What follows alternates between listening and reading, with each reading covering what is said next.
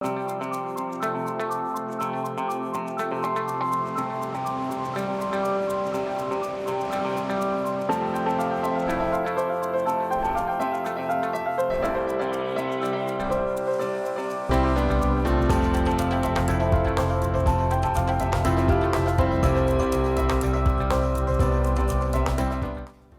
afternoon. Thanks for joining us across the fence. I'm Fran Stoddard. The Agrotek Innovation Program is a week-long summer program for high school students. It combines the 4-H model of learning by doing with an immersive college experience. Participants learn from professors and professionals working on the cutting edge of agricultural technology and get to use equipment and materials that they probably wouldn't have access to in their high schools. And Agrotek is not only providing hands-on learning, it's offering youth the opportunity to build relationships with established specialists and like-minded peers who are interested in careers in agriculture. Keith Silva tells us more. If this looks like a typical college classroom filled with typical college students, let me show you how to center it. If you can, you'd be right. And that's the point of the UVM Agrotek Innovation Program. I'm here for Agrotek, which is like a program for young high school students who are interested in agriculture or sciences. It's fun, you know. I really enjoy working with all of this cool equipment and working with these new community partners, and it's all very enjoyable. So not only is it school, it's also a fun experience.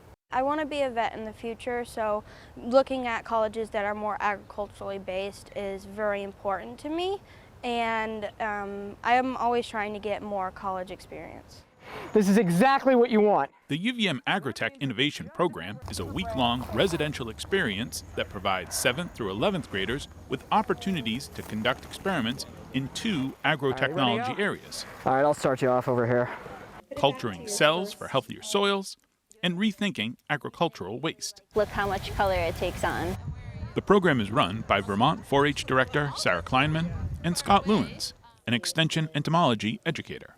The goal is to promote safe and equitable use of agricultural technologies, but this project, the way we wrote it, is a Vermont scaled project. So the technologies we chose to promote are shifting the waste to value paradigm or culturing cells for healthier soils. So these are areas where faculty here at UVM are strong, and then they are then in turn promoting these technologies with the help of the students.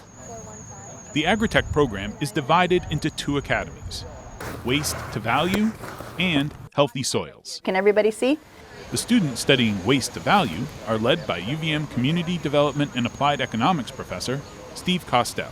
We've got a couple demonstrations where students are working with food waste and creating natural dyes and doing a tie-dye exercise.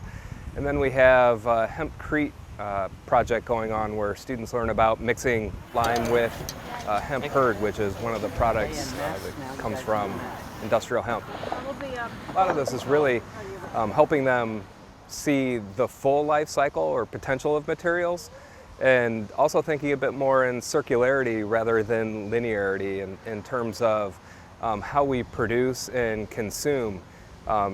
Instead of the make, take, waste model, really trying to look at that cradle-to-cradle method of when a product or element is brought into consumption, how it can relive its next life as some type of beneficial material. Have all of you tie-dyed shirts before? The guiding principle of Agrotek is to provide participants with opportunities for hands-on learning. We want to, as best we can, mimic the types of educational opportunities that we know are successful at the scale for these high school students to be involved in. When students are engaged in hands-on learning, they're much more active. You're much more involved in the experience because of all of the senses. You're using your mind and you're using your body, and you're not just sitting in front of a computer or with a piece of paper taking notes, but you're engaging more parts of your brain at the same time, and you're more likely to remember those experiences and have positive associations because of how active you are in engagement. Hands-on is how Mackenzie Chase prefers to learn. I have ADHD, so hands-on learning makes it easier for me to process information because a lot of talking can sometimes be difficult. When we were making the bricks, as we were doing the process, there was somebody going around and telling us what to do as we were doing it. Very good on the compacting. Just yeah, make sure those corners are full. High school students like Chase, who have learned hands-on, have an advantage over their peers when they get to college. The nice thing about students who've had these types of hands-on experiences is that we're able to, I guess, jump into the process a little bit deeper, a little bit quicker. And they actually end up being leaders in the classroom, and they're able to actually dive deeper into the types of projects that are achievable within the time frame of a class or an academic year or a 4-year undergraduate experience. While the Waste to Value Academy has their hands full building bricks and tie-dyeing t-shirts, the Healthy Soils Academy is getting their hands on high-end microscopes that give them a glimpse into a world beyond high school. My school has a sustainability program. We don't really have a specific ag program or anything to look just specifically at plants. So it's really cool to be here and be experiencing something that I wouldn't have at home. It's really important to work on real-life lab experience. This is something that colleges will like to hear, and also it's just an important part of learning. It's new skills I wouldn't be able to really develop anywhere else, and this extension program allows me to really just get new information and get new skills I wouldn't really be able to get anywhere else. This is a little dirty. In addition to accessing high-end equipment, the students are learning from professors and professionals working in the field of agricultural technology. I'm trying to find a different one. The really nice thing about inviting professionals from the field onto campus to do these types of demonstrations is that it enables students to see people in their element who are doing this day in and day out, and really like walking the walk and not just talking the talk. And so, you know, what Laura Sullivan brings to this is really that full circle of growing and production of food, but then also extending the life of food. So what we would see normally as waste has value, and to extract that value, I think is one of the most critical things. At its core, this is a workforce development and education program. We are building the next generation of workers in agricultural technologies that will be relevant in the future. They know what a tie-dyed t-shirt is, and you can buy a tie-dyed t-shirt in the store, but if you can recognize that the dye that made that color in a t-shirt doesn't have to come from a petroleum-based source, but can come from plant-based sources, ultimately, you may never touch a tie-dyed shirt again, but the association with the different paths that materials can come from and go to, that experience is lasting. The building blocks of Agrotech are the experiences and memories these students will take with them for the rest of their lives. I am from a farm family, so that's always been a big part of my life, and I grew up riding horses, so I always knew that I had interest in it, and a few years ago I realized how much I have connection to the ag world and how I really care about the planet, and I really want to help make agriculture more sustainable and more attainable for farmers in America. And it's really cool being able to work with these programs, with these machines, these people who have so much skill in both using them and educating people. It's just really cool to be a part of. It's important, even though you have summer off, to still be learning, because your brain doesn't take a break. It just soaks up more information, and you want to soak up good information. Making the best better for students, educators, and Vermont. At the University of Vermont, I'm Keith Silva with Across the Fence. And joining us now via Zoom is 4-H Director Sarah Kleinman. Sarah is also the co-creator and organizer of the Agrotek Innovation Program. Good afternoon, Sarah. Good afternoon. So this is the first year of this multi-year effort. What have you learned, and what's the plan going forward? We have learned so much. Of course, it's the first year, so it's a pilot program. We learned that there is a lot of interest in this particular program. I was a little concerned going in. We had 12 spots for each of these two different academies, and they filled up with a waiting list. So we know there are students that are really interested in these topics. I think also what makes it unique is that these students know about agriculture, but the different angles to agriculture as we're expanding the elements about shifting that waste to value paradigm. That's something new. And as the video that we just saw presented, there's different components. I think that's the hook for this particular project. And so that's exciting. We also engaged a lot of different community partners. We worked with Generator. We worked with Hempalo.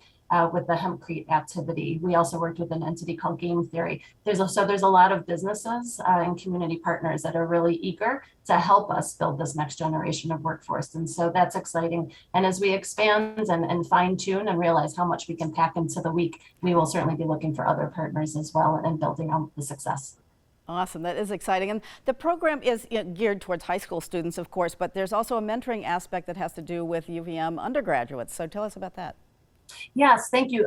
That was a very intentional program design in our grant application. We know that there's a lot of research right now that points to the impact of relationships, both with emotional wellness, in building your career interests and educational pathways. So there was an existing undergraduate fellowship program happening during the summer with UVM, and we decided to embed those undergraduate students as mentors with the high school students, working to build that relationship, to build that excitement and that pipeline so that the high school students could see themselves in 4 years or 3 years by building this relationship and having the experience with these undergraduate students, seeing the kinds of programs and activities and education that they're having, and then again, building that pipeline also to the faculty and professionals that we're working with in the program. And then part of this program design is that the academy participants are creating final projects. And then they're working with the mentors to create those final projects that will be shown in just a couple weeks. Again, really intentionally trying to build this pipeline and the relationships that can support somebody's spark and potential career path. Great, and you anticipate that this will continue. This is just the first year, and you're going to keep going.